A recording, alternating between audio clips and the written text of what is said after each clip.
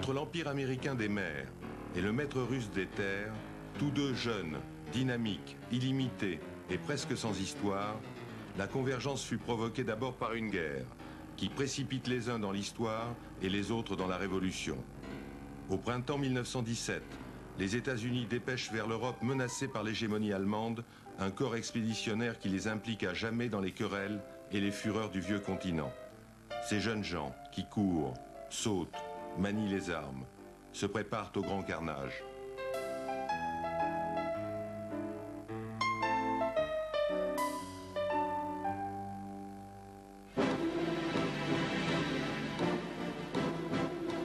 Les boys d'outre-Atlantique ne sont pas plutôt entrés dans la fournaise que la masse russe s'en détourne pour faire la révolution. Les palais brûlent, les statues de l'autocratie s'effondrent.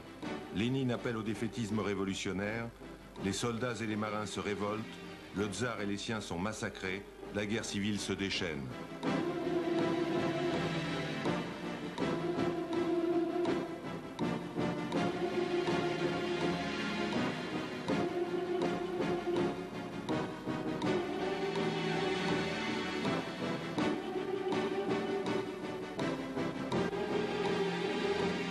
Tandis que les bolcheviks retournent leurs armes contre leurs propres généraux, l'Amérique fait appel aux plus universels de ses héros, Charlie Chaplin, Mary Pickford et Douglas Fairbanks, pour galvaniser une opinion publique indécise face à la querelle européenne.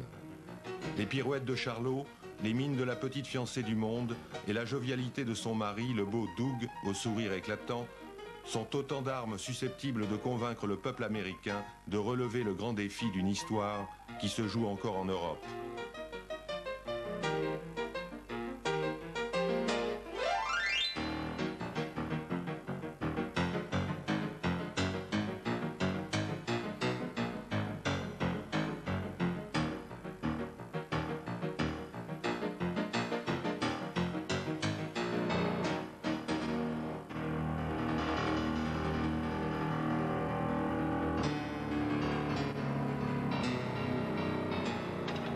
La révolution russe n'est pas en marche, elle est en rut. Elle déferle, submergeant et fracassant la société impériale et orthodoxe. La métaphore absolue de cette rupture absolue, c'est à Eisenstein qu'on la doit. Ce pont qui se cabre et projette vers un ciel vidé de Dieu son défi vertigineux. C'est l'image même de la cassure entre l'ancien et le nouveau, entre le flux horizontal des jours et le hurlement vertical de l'insurrection. À Brest-Litovsk, les délégués des soviets signent avec l'Allemagne une paix de capitulation.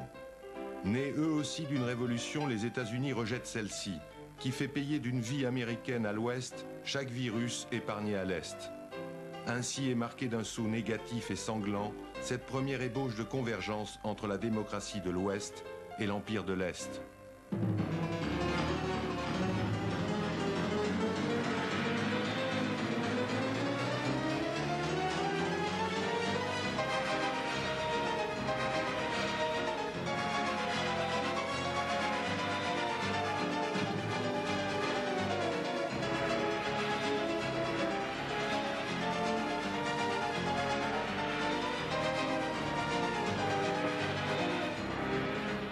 La prise du palais d'hiver de Petrograd, où culmine cette révolution, capture d'un pouvoir, culbute d'un empire, fin et commencement d'une société, signifie au monde qu'un autre type d'homme a commencé à faire l'histoire à l'Est.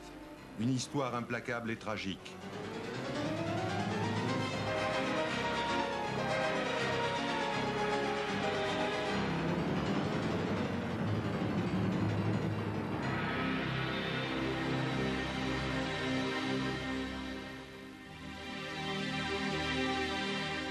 Les foules qui accourent à Versailles en ce printemps 1919, ce n'est plus pour réclamer au roi Louis du pain ou des droits, c'est pour acclamer les faiseurs de paix. De Clémenceau à la reine de Hollande, du président Wilson à Lloyd George et à Orlando, les premiers ministres du Royaume-Uni et d'Italie. Pacificateurs ou vainqueurs provisoires?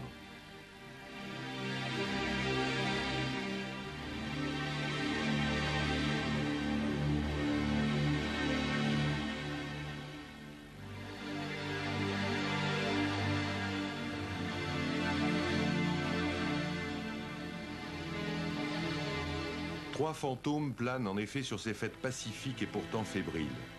celui d'une Russie qui désormais s'appelle l'Union soviétique, et ceux des empires allemands et autrichiens, trop absents pour que la paix ne soit pas fragile, trop de vaincus et traités comme tels pour qu'elle ne soit pas contestée. D'autant que ce trio d'absents va se grossir d'un quatrième. Quand le bateau du président des États-Unis se détache de la côte française, c'est l'Amérique qui s'écarte de l'Europe. Les deux géants d'Est et d'Ouest semblent fuir de part et d'autre du champ de bataille.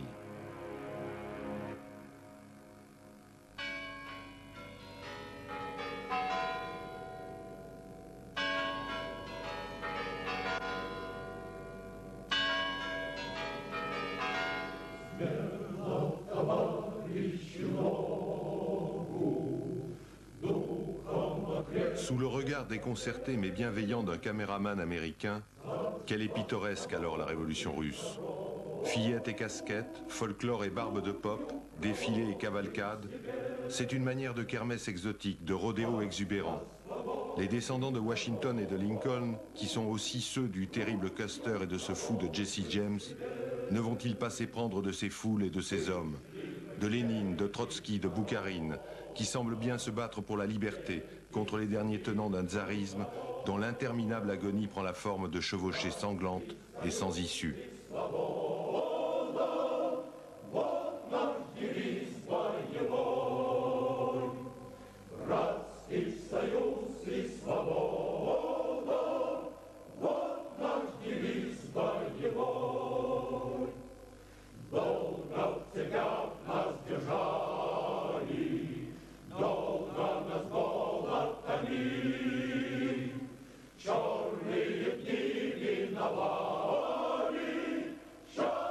Un siècle et demi après Yorktown et la proclamation d'une indépendance américaine conquise par le sabre et la décision, les combattants soviétiques Trotsky, Sverdlov, Ordzhonikidze ont trouvé un champion venu des États-Unis et qui s'apprête à donner de leur révolution la version la plus favorable, la plus éclatante.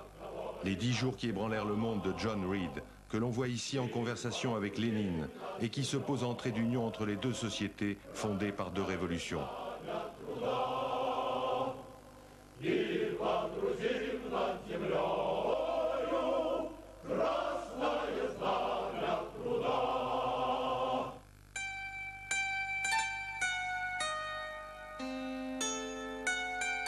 John Reed fait école. Combien de reporters américains sont-ils partis à sa suite, caméra au point, pour découvrir, raconter, encenser, moquer ou dénoncer cette révolution stupéfiante, accomplie jusqu'au cœur d'un Orient où le drapeau rouge fraye son chemin à travers des foules en prière.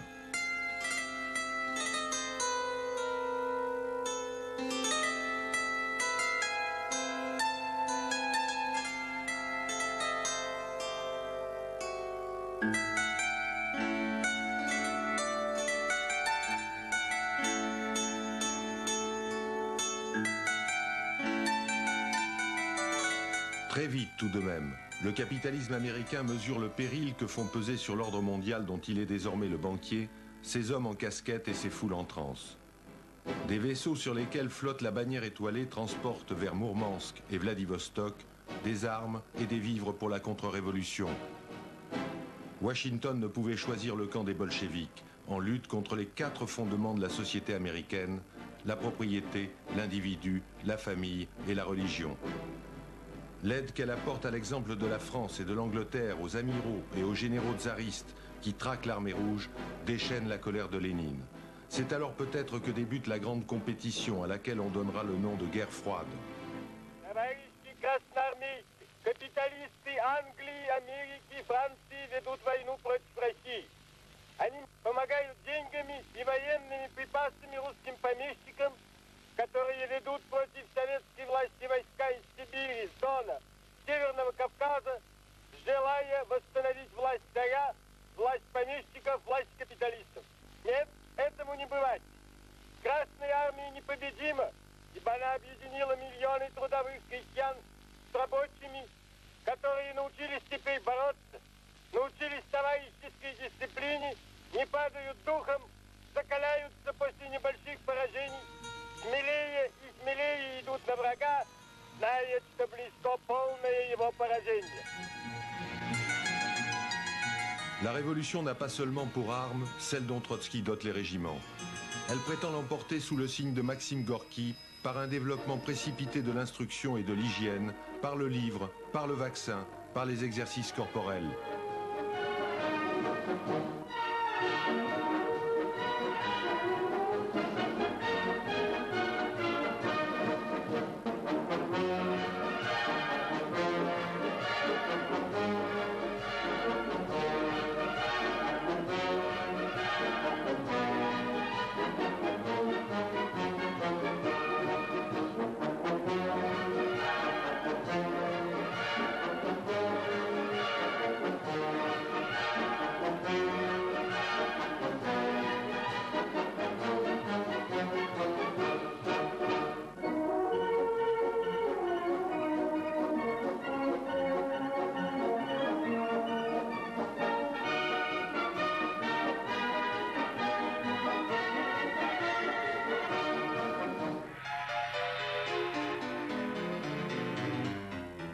Tandis que s'organise la révolution russe, la cité américaine se gonfle de l'immense afflux des immigrés que l'Europe torturée par la guerre lui dépêche. Alors s'épanouit dans une exaltation d'hédonisme, d'audace et d'entreprise la grande ville, celle qui s'appelle Big Apple, la grosse pomme, New York, hérissée, conquérante, turgescente et géniale, capitale de l'accueil, de l'inventivité, de la compétition sauvage.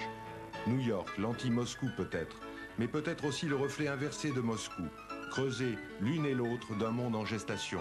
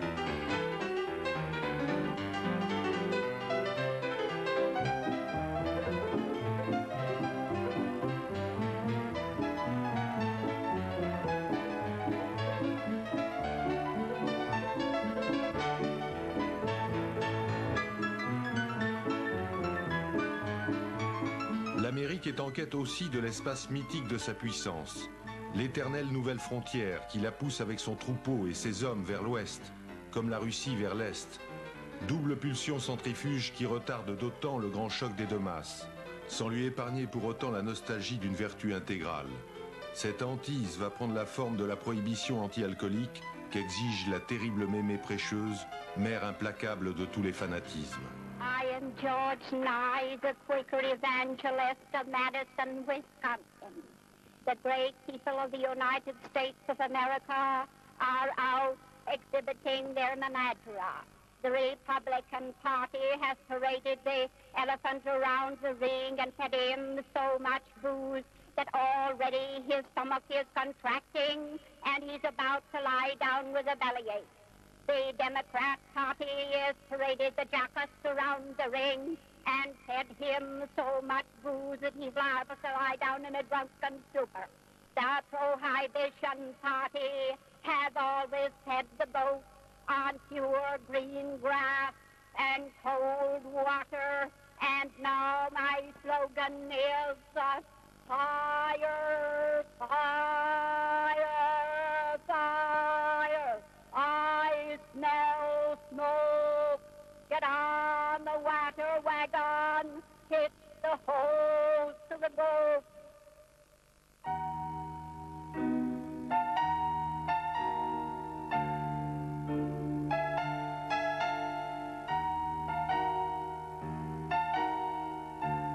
À peine arrachée à la guerre civile, l'Union soviétique se débat dans une famine dont son incapacité gestionnaire et la stérilité du système et la sourde hostilité paysanne sont responsables autant que les séquelles des combats et la destruction des communications. Tant d'épreuves et d'échecs vont imposer à Lénine la NEP, la nouvelle politique économique. Dans sa détresse, la République rouge reçoit l'aide d'une Amérique qui, dès 1919, devançant ses alliés français et anglais, a entamé le dialogue avec elle en lui envoyant le jeune diplomate William Bullitt. Ces gestes ne seront jamais tout à fait oubliés malgré la parenthèse du soutien actif à la contre-révolution.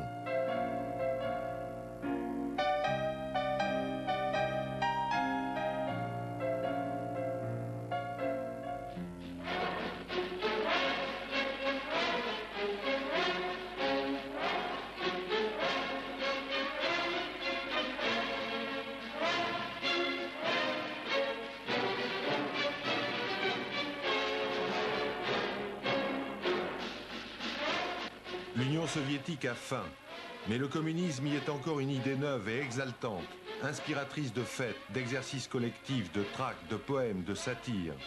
C'est le temps de l'agitprop de Maïakovski. C'est le temps où le socialisme est défini par la combinaison des soviets et de l'électricité.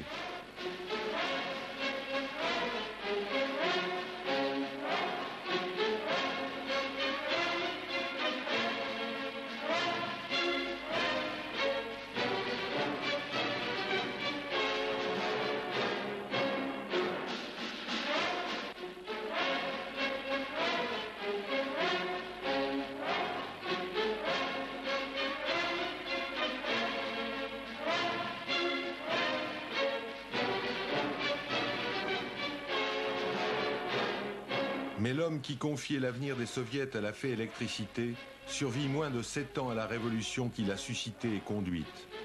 Vladimir Ilitch Ulyanov, dit Lénine, meurt au début de 1924 dans un climat d'affliction que l'on peut croire sincère, salué par un rituel qui n'a encore revêtu aucun caractère pharaonique.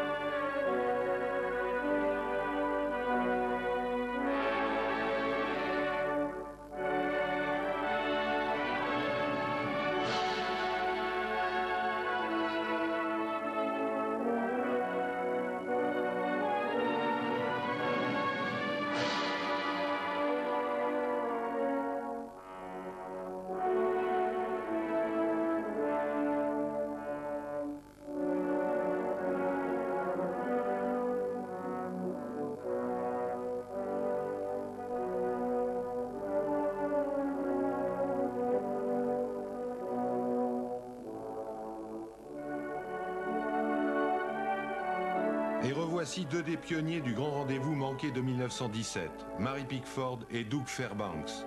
Naguère propagandistes de l'intervention des États-Unis en Europe, devenus les premiers visiteurs vraiment fameux de la Russie rouge, où venus tourner un film, ils sont accueillis en amis, en cousins très attendus et très chéris.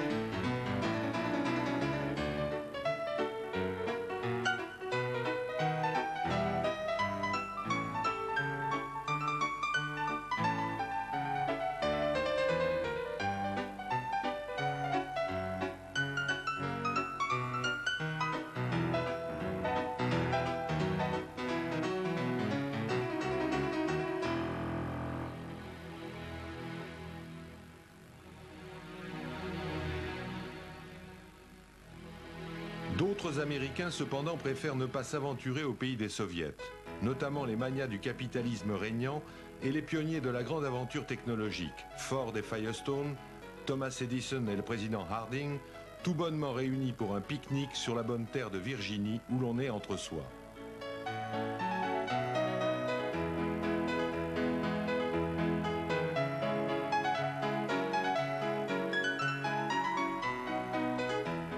Pour si bonhomme qu'il soit, ce concile champêtre ressemble à l'une des réunions d'état-major où s'invente et se codifie alors le taylorisme, le fordisme, le travail à la chaîne qui susciteront bientôt la verve géniale et vengeresse de Charlie Chaplin, qui n'a sous les yeux que l'exploitation de type capitaliste et la fustigera sans trop penser à l'autre.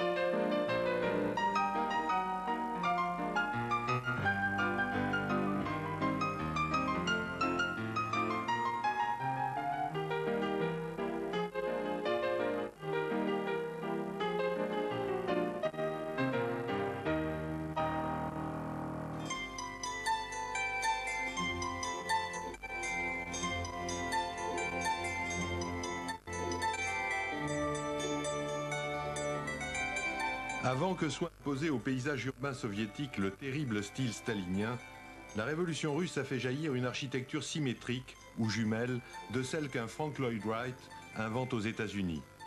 Les immeubles des années 20 font penser à leurs contemporains de Chicago. Trop peut-être aux yeux de Staline.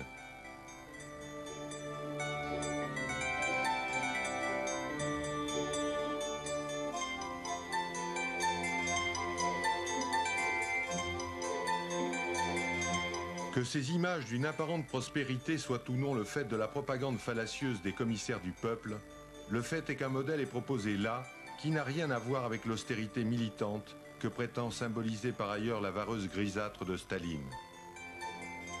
Le temps est-il venu de l'euphorie, de la prospérité, d'une super NEP, de la détente ?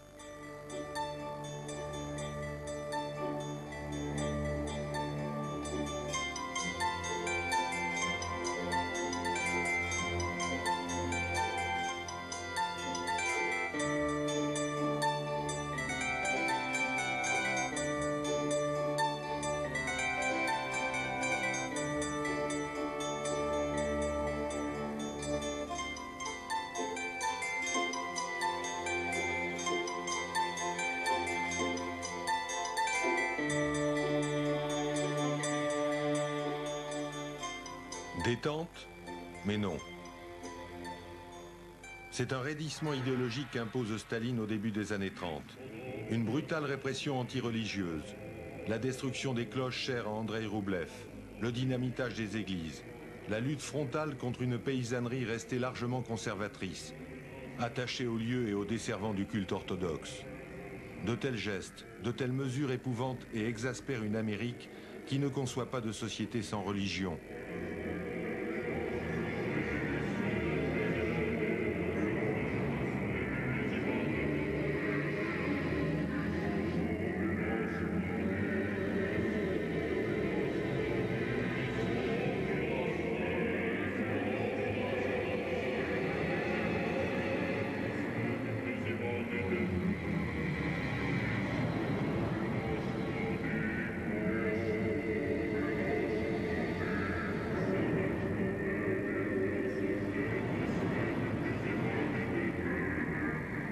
Bien pire, mais moins connu d'abord. La longue marche vers les camps sibériens des Zeks, des prisonniers politiques, des damnés du stalinisme. L'URSS de Dzerzhinsky, de Eyov et de Beria n'a rien inventé. 50 ans plus tôt, Fédor Dostoïevski avait marché vers la maison des morts au milieu de milliers d'autres bagnards. Mais cette fois, c'est d'un mécanisme structurel, implacablement inséré dans le système qu'il s'agit, d'une sorte de thérapeutique par la terreur rationalisée.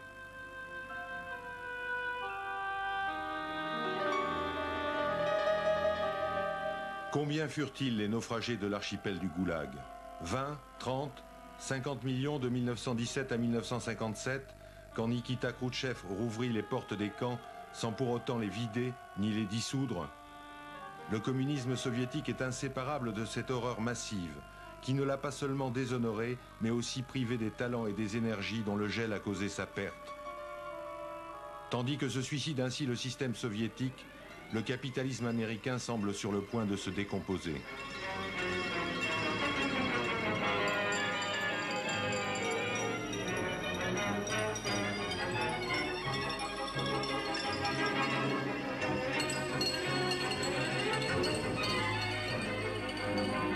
Le krach boursier du samedi noir de octobre 1929 a toutes les apparences d'une implosion. Il déclenche, sur les États-Unis d'abord, puis sur le monde, qui découvre alors qu'où que batte son cœur ou que s'agite son esprit, son portefeuille est à New York, une vague d'affolement puis de désespoir.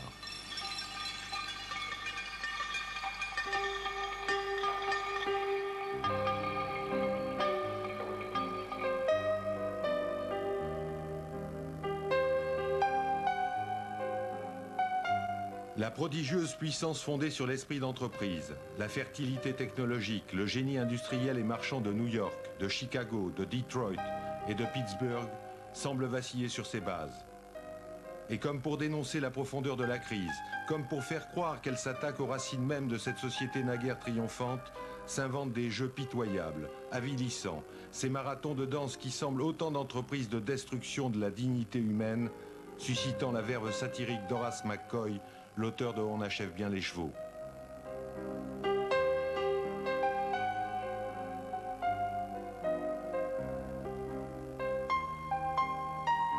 Va-t-on achever aussi le capitalisme? Va-t-il se suicider lui aussi? Alors que l'URSS devient une énorme prison, les États-Unis du début des années 30 semblent se muer en un peuple de grévistes, de marcheurs, de protestataires. Le pouvoir alors remis aux mains du président Hoover ne semble attentif qu'à pousser jusqu'à ses conséquences ultimes la stratégie de la prohibition, génératrice de violences qui ont pris la forme du gangstérisme généralisé.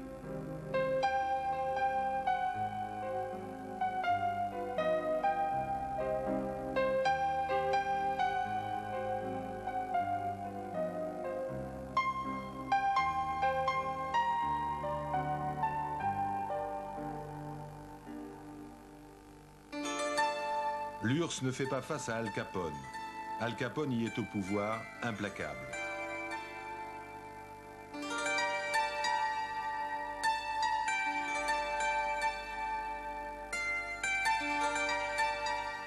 Alors, au début des années 30, s'exacerbe jusqu'à la terreur la politique de découlakisation, vraie guerre civile où la paysannerie est sommée de rendre gorge, et ne voit guère dans la collectivisation la splendeur esthétique et la signification historique que tente de lui conférer dans la ligne générale le grand Eisenstein, laudateur imprudent ou contraint de ce qu'il faut déjà appeler l'utopie meurtrière.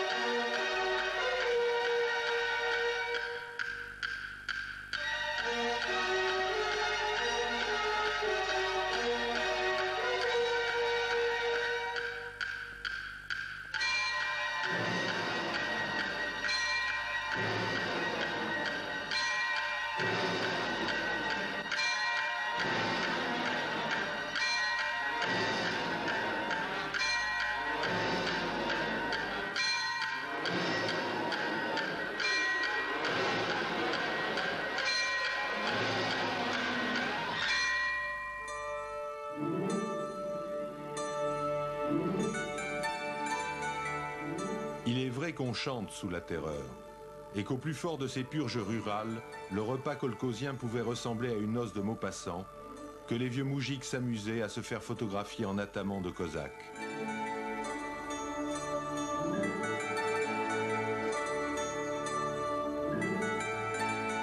Il est non moins vrai que le totalitarisme stalinien voit se dresser à l'ouest un système plus féroce encore que lui, celui qu'impose à l'Allemagne de Thomas Mann et de Hermann Hesse, la bande fanatique qui a choisi pour emblème cette croix gammée où Mauriac verra une araignée noire gorgée de sang sur l'Europe. La bête immonde commence dès 1933 à tisser sa toile, faisant d'abord de l'URSS et de ses militants les cibles privilégiées de son avidité meurtrière. Au cœur de l'Europe est tapi désormais le principe d'avilissement et de dévoration.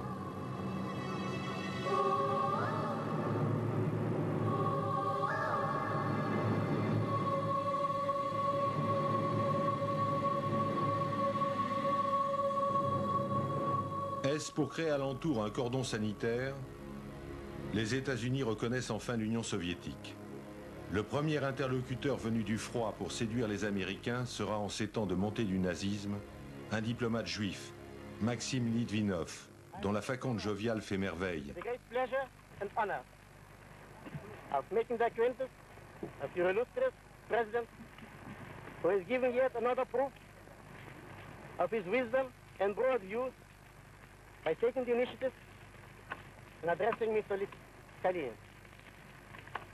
I shall also be extremely glad to renew my acquaintance with your Secretary of State, Mr. Cordell Howe, whom I had the great pleasure of meeting at the London International Conference. Et c'est le premier émissaire dépêché vers les soviets en 1919, William Bullitt, déjà favorable au dialogue, qui devient ambassadeur de l'oncle Sam à Moscou. Я надеюсь, что вы меня извините за то, что я еще слабо говорю по-русски.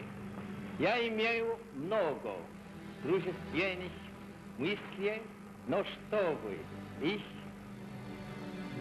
выразить, у меня не хватает русских слов. Достаточная дружба между США и СССР.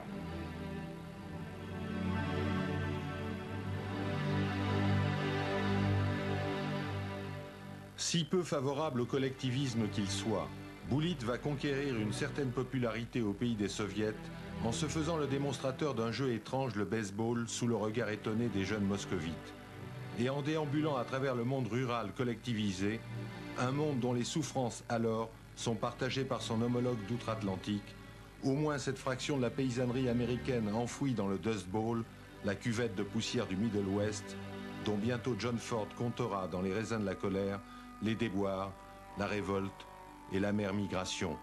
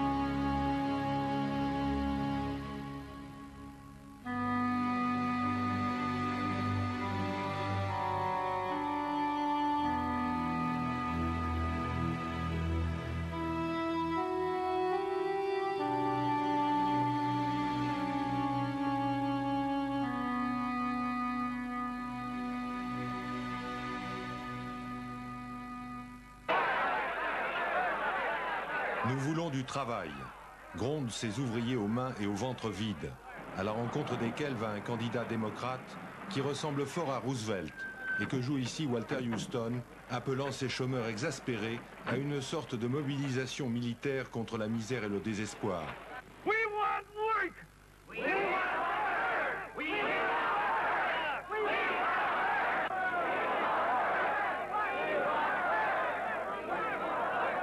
work! Exactly.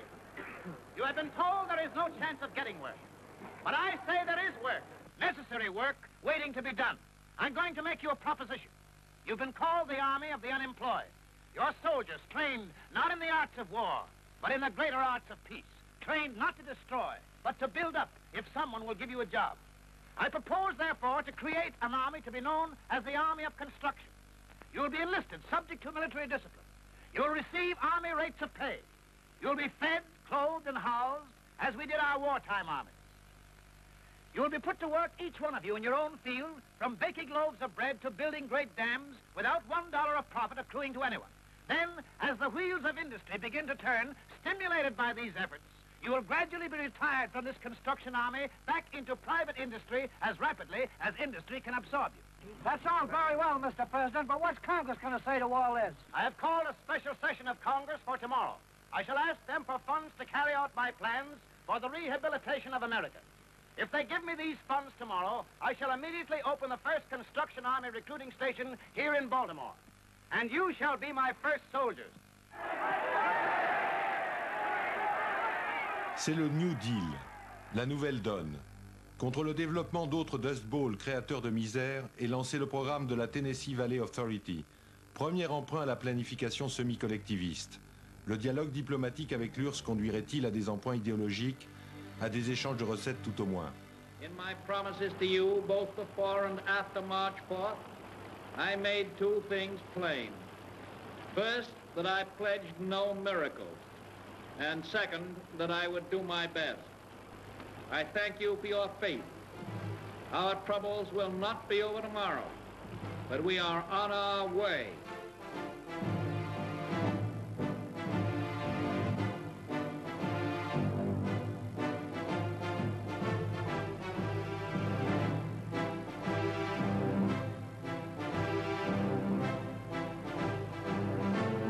Ce coup de barre vers des procédures qui visent à l'intervention de l'État font crier au socialisme les vieux conservateurs républicains, mais n'empêchent pas plus que l'abolition de la prohibition, la triomphale réélection de Roosevelt en 1936. Here they are. 1, 2.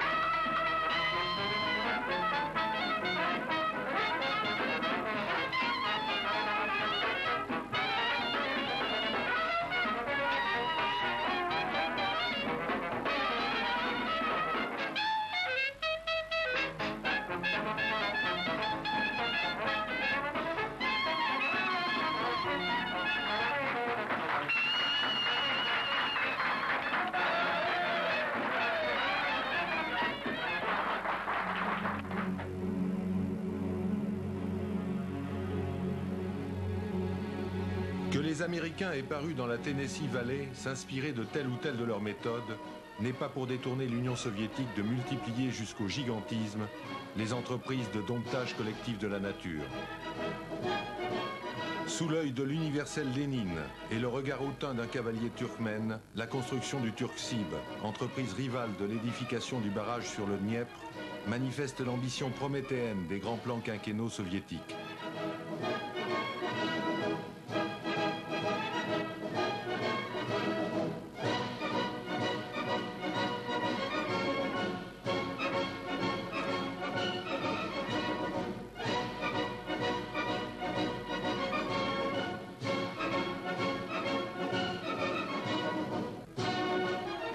Le héros du travail, fêté par les kolkhosiens, passe bientôt à la légende.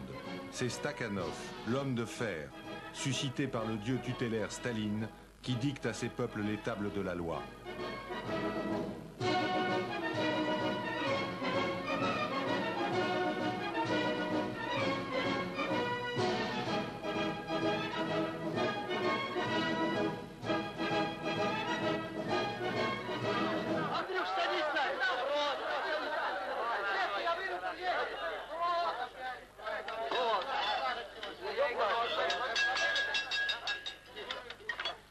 Товарищи, сегодня в 9 часов утра правительственная комиссия включила в число действующих предприятий нашего города теплоэлектроцентраль.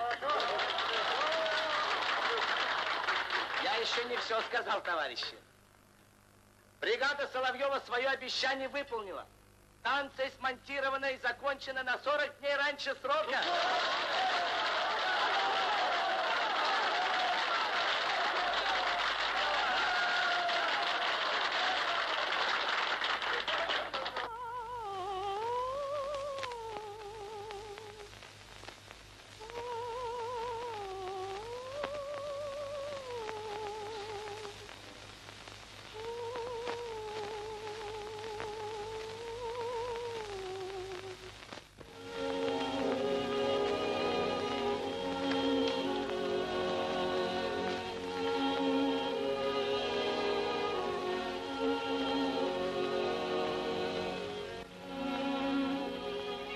Дать им волю, ломать старинное и создавать новое.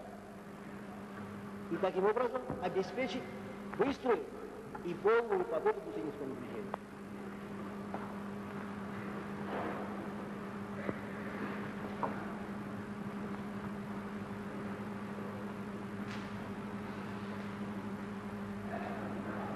Вторая задача. Она состоит в том, чтобы наши товарищи хозяйственники, которые немного поотстали от бусыгинского движения и стахановского движения, которые поотстав стали иногда помимо своей воли тормозить это великое движение. Так вот, чтобы они перестроились.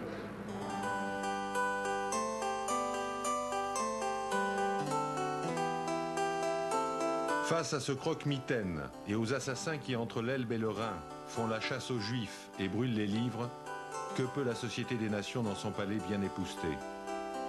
Que peuvent les hommes justes comme Léon Blum, qui proclament le droit des citoyens du monde à la paix du foyer?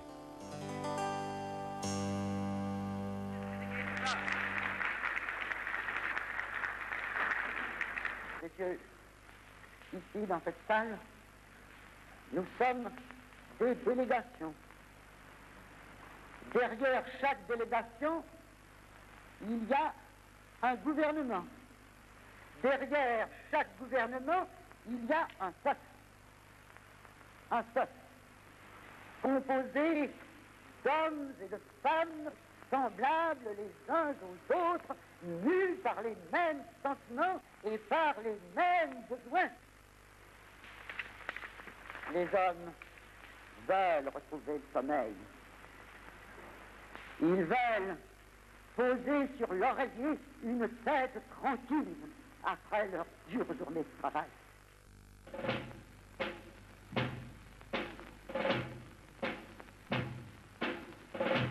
C'est en Espagne que va s'ouvrir le grand combat entre le fascisme et les divers antifascismes démocratiques et totalitaires. Et c'est sous le signe de la croix que les franquistes se jettent à l'assaut de la République espagnole, bombardant le peuple désarmé de Madrid et de Barcelone.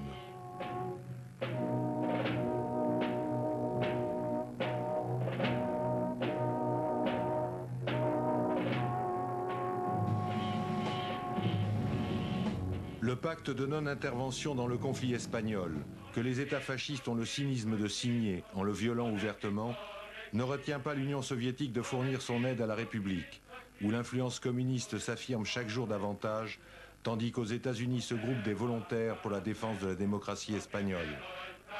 Dans les brigades internationales ou alentours vont ainsi se côtoyer Russes et Américains, ceux de la brigade Lincoln aux côtés de celle que patronne Staline ou que commande Malraux, et dont les compagnons de route sont Raphaël Alberti, Alexis Tolstoï, Mikhail Kolstov, Ilya Ehrenburg, Anna Segers ou cet étonnant Hemingway, coiffé d'un béret basque.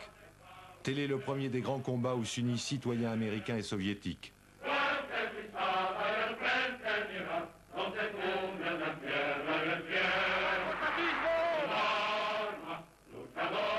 Mais les États, eux, préfèrent détourner leur regard. L'Amérique préfère voir en Marlène Dietrich une capiteuse présentatrice de mode plutôt que la réfugiée politique anti-nazie et fait la fête au son de la rumba.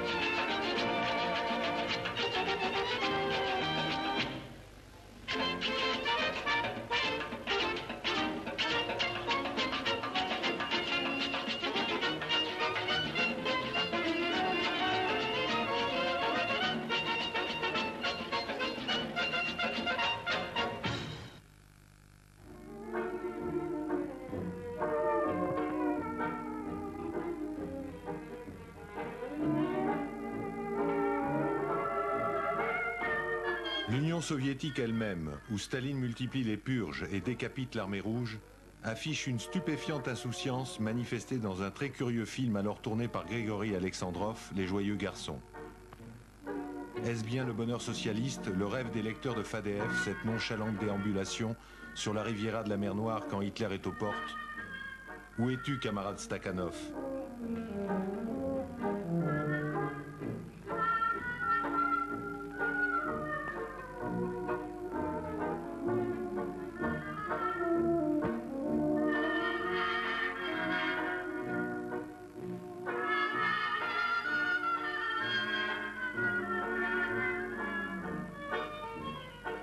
C'est dans cette étrange ambiance où se combinent la terreur et l'insouciance qu'est reçu le nouvel ambassadeur américain en Union soviétique, Joseph Davis.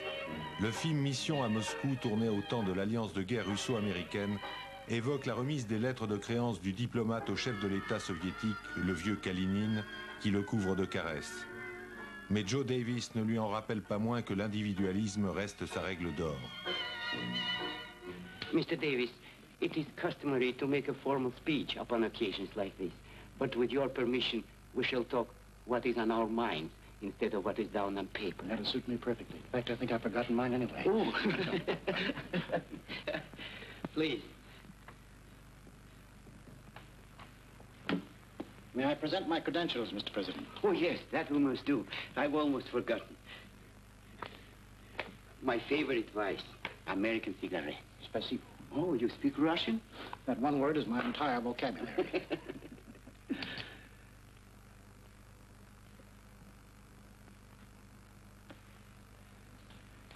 You and your people have made me feel very much at home, Mr. President. So, I am glad.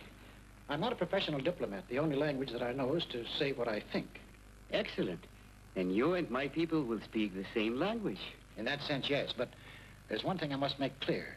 I'm the product of a different system from yours. I believe in individualism as we practice it in America. We know your record, Mr. Ambassador, and we believe you are an honest man. Thank you. I assure you that my purpose in coming here is to see all things with an open mind and report them faithfully to Washington. All we want is that you see as much as you can of what we're trying to do before you arrive at your conclusion. That's what my president wants. That's why he sent me. A very great man, your president, with a deep sympathy for mankind. That is true. His greatest concern is to keep the world at peace. Oh, yes. Peace. Peace.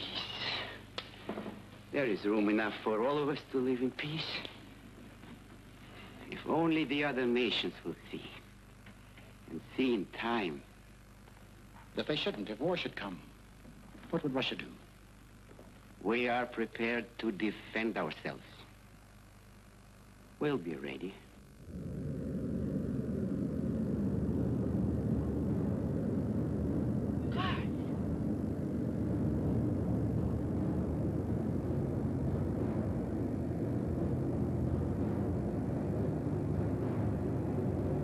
L'Anschluss. Annexion par le Troisième Reich d'une Autriche en majorité consentante. C'est après l'Espagne et avant l'occupation de Prague, le second des 3 coups annonciateurs de la grande tragédie. Une séquence du film d'Alexandrov dérisoire et cacophonique en donne une caricature prémonitoire. Il suffira pour être vrai de la barbouiller de sang.